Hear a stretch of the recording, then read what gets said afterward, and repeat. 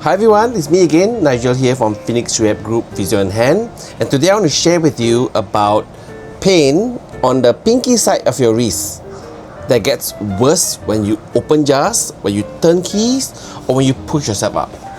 This is a very common condition and you cannot and should not ignore this. Okay, so my name is Nigel, I'm from Rehab Group. I'm a hand occupational therapist, so this is totally up my alley. But that being said, this is not medical advice, it's educational sharing. So today I want to share with you about this thing called TFCC, and I'll share with you some of the symptoms that patients feel.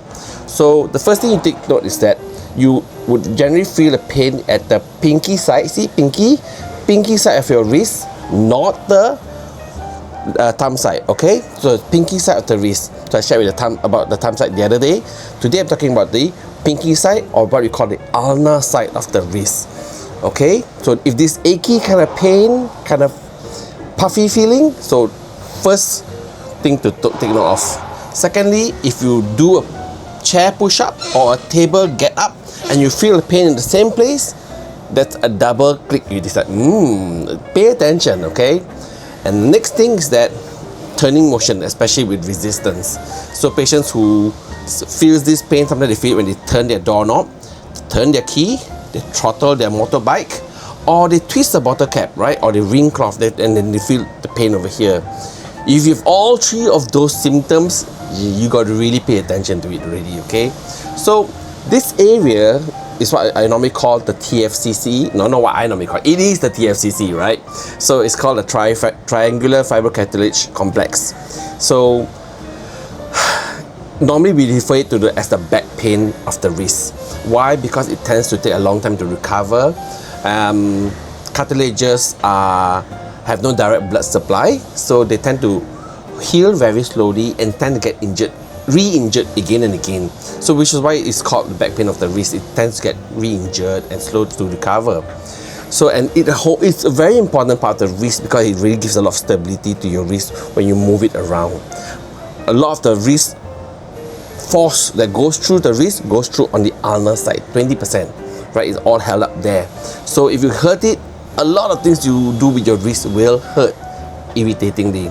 So what you can do for 7 days, you don't come in to see us yet, but for 7 days, what I need you to do is that 4 things, right?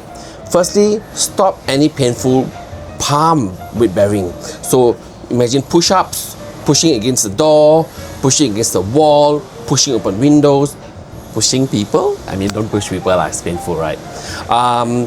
If you need to do push-up, what we do is that we get them to do, we get a push-up bar. So you do push-up the push-up bar. If you need to push open the door, I recommend you use the shoulder. Use a bit more bigger body parts to push open the doors and windows, right? Switched over to handles of fists. If you need to push-up again, as I said, other than the push-up bar, you do the wall push-up where it's not so taxing on your wrist, or do knuckle push-up on the wall. But knuckle also is painful for your knuckles lah. Keep your wrist neutral when you're carrying. Don't carry stuff this way, don't carry this stuff the other way. Keep it as straight as you can when you are carrying loads. And for you bodybuilders or people who like to carry weights, if you can keep your wrist locked and neutral, you can still continue weights that do not cause sharp pain.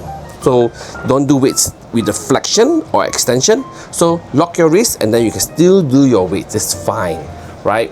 And then very gentle strengthening for those who don't go to the gym, who are more desk bound. What we do is that we do this isometric strengthening. You just keep your hand at it, then you tighten the muscles, hold for 5 seconds, relax.